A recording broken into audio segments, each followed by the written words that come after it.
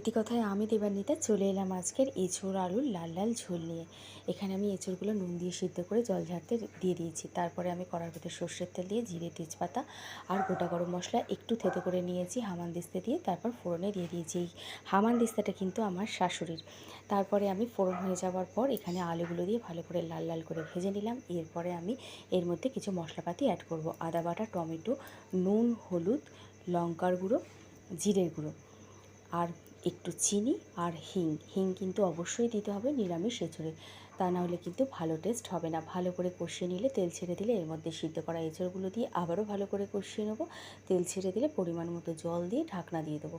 তারপরে সিদ্ধ হয়ে যাওয়ার পর ভালো করে ঢাকনা খুলে পরিমাণ মতো, মানে একটু বেশি পরিমাণে গরম মশলা আর ঘি দিয়ে দেবো, কারণ গরম মশলা ঘি পরিমাণ মতো না দিলে এঁচোড় আলুর ঝোল কিন্তু টেস্ট হবে না।